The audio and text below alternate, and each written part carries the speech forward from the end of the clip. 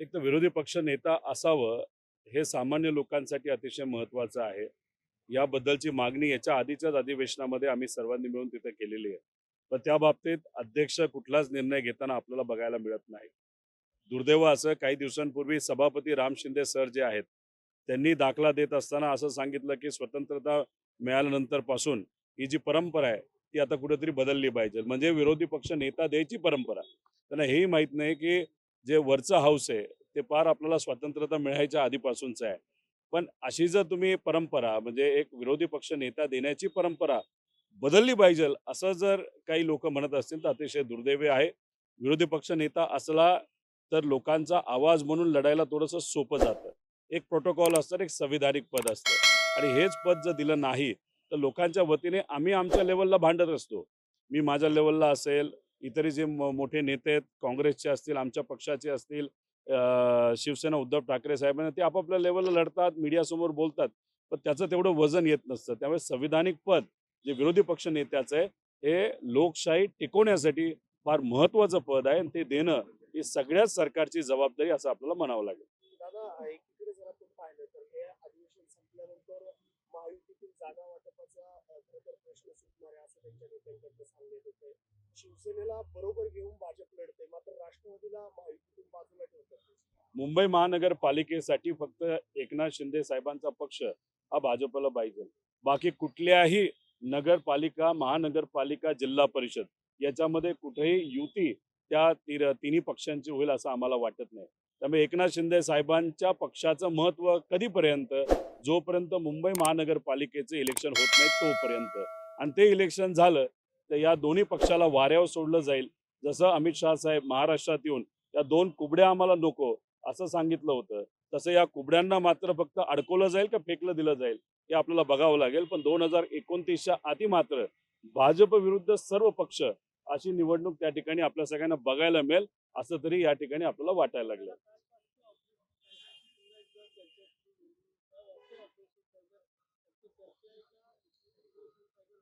Operation tiger म्हणजे lotus म्हणताय का काय म्हणताय?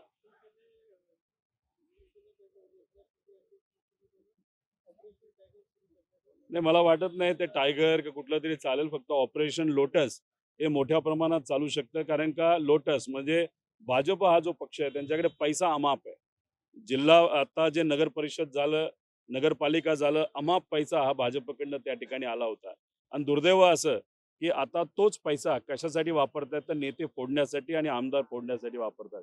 त्यामुळे ऑपरेशन लोटस हे गेले 2 वर्ष चालू आहे आणि त्यांचा मेन फोकस हा अजितदादांचा पक्ष आणि एकनाथ शिंदे साहेबांचा पक्ष आहे. दादांच्या पक्षामध्ये सुद्धा 2 नेत्याला हाताशी धरून अख्खा पक्ष फोडण्याचा प्रयत्न त्या ठिकाणी भाजपकडनं केला जातोय. तसंच एकनाथ शिंदे साहेबांच्या पक्षामध्ये सुद्धा काही असे नेते आहेत, की त्या नेत्यांचा उपयोग करून एकनाथ शिंदे साहेबांचा पक्ष भाजप त्या ठिकाणी फोडत आहेत. तुम्हाला हे कधी कळेल? तर 29च्या आधी 2 वर्ष आधी म्हणजे जेव्हा लोकसभेचं इलेक्शन असेल त्याच्या 6 महिने आधी हे सर्व नेत्यांचे चेहरे हे आपल्या समोर येईल. तर तेव्हा मात्र या 2 पक्षाचा फार उशीर झाला असेल का? असा प्रश्न त्या ठिकाणी निर्माण होईल. अंबादास दानवेंकडनं पैशाची बॅग भरण्याचा व्हिडिओ ट्विट करण्यात आलेला आहे. कुणाकडे खरं तर हा संपूर्ण रोग त्यांचा दिसतो? आता सत्ताधाऱ्यांकडेच नक्की असू शकतो. सिरसाडांकडे सुद्धा आपण सर्वांनी बघितलं की मोठी बॅग भरून पैसा होता.